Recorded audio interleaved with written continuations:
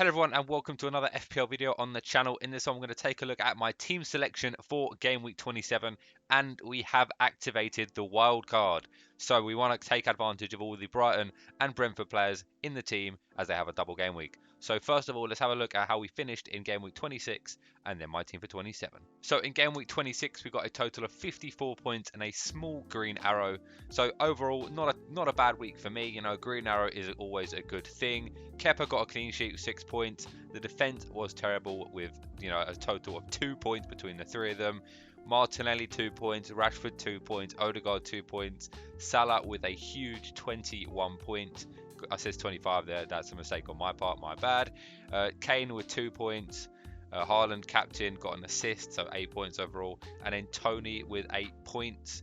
Ward on the bench with 11 points, would have been my second highest score if he actually played.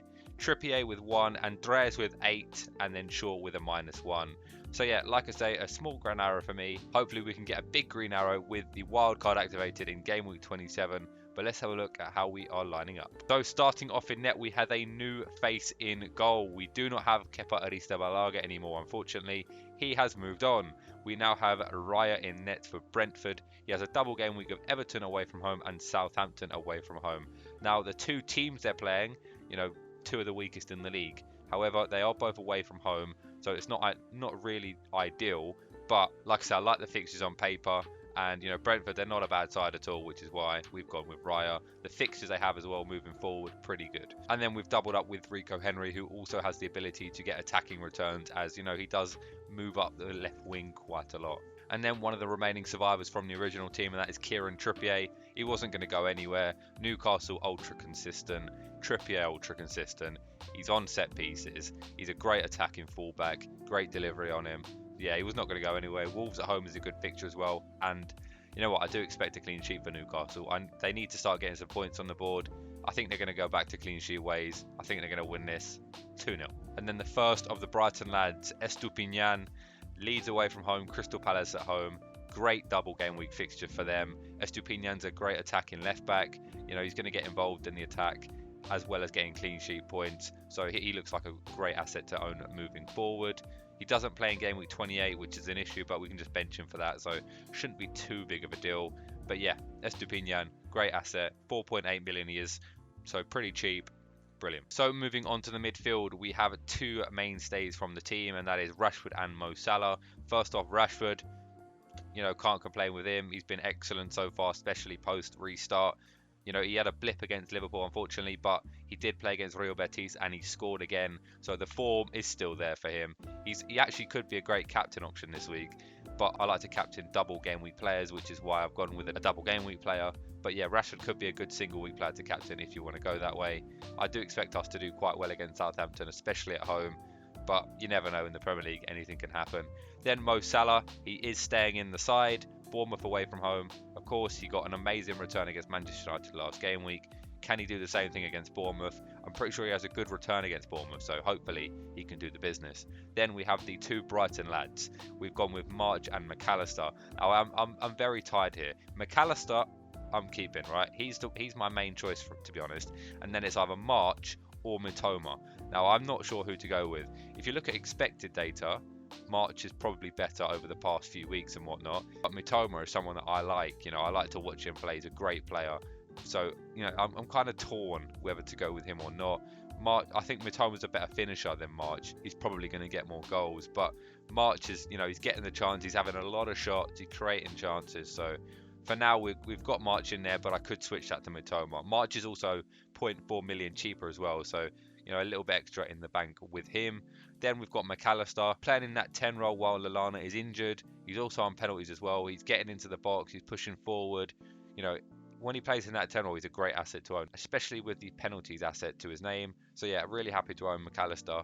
And yeah, hopefully the Brighton lads can do the business because they have a great double game week. And then onto the attack, you can see there is no Erling Haaland. We have gone without him. This is the first game week that we have lost Erling Haaland. I've had him in every other game week, so hopefully he doesn't hurt me too much. If he does get any returns against Crystal Palace, it will hurt my rank quite a lot because he's so highly owned. But yeah, I mean, he's got Crystal Palace away from home, then he's got a blank, and then he's got Liverpool. That's why we've gone without him, so hopefully it doesn't hurt too much. I feel like the reasonings are there. You know, you've got Kane, who's got a game week in 28. He's got Nottingham Forest at home this week. Then you've got Watkins, who has a great game week in 28, and he's also got a double in 29. And of course, Tony plays a double this one, plays in 28, and has a double in 29. So yeah, the reason is there for me, which is why we've gone without him. So yeah, Kane, Nottingham Forest at home, great fixture, isn't it? But Tottenham at the minute, they're just a shambles, aren't they? I mean, they got knocked out in the UCL 0-0, just so drab. They lost against Wolves. Like, I mean, this team is just on the ropes. But, you know, if anyone's going to turn it around, it's going to be Harry Kane. He's still been on form regardless of how bad Tottenham have been. And then Watkins, you know, he's been on excellent form recently, hasn't he? He's got 5 in 6. He did blank in his last one. We've got him in the side. I am tempted to bench him, but I'm not sure. Like, I'll talk about the bench options when they come up. But yeah, Watkins is a potential bench because West Ham away, it's not the easiest to fix. West Ham at home, they're not bad. Then we've got Ivan Toney, not Eddie Nketiah. Forgot to change the name there. Apologies. A lot of mistakes here from an amateur YouTuber. Ivan Toney does have Everton away and Southampton away. Ivan Toney's on, you know, he's a great striker. On penalties, gets a lot of chance for a good attack in Brentford side. Away from home, I believe they're not as good as they are at home. But, you know, Tony, I think he can score against anyone in the league, and I expect him to do the business in a double game week. He is a potential captain option as well. I know a lot of people are going for him. I could switch to Tony. I'm not sure. I'm not set on the captain. McAllister at the minute, but like I said, I'm not set.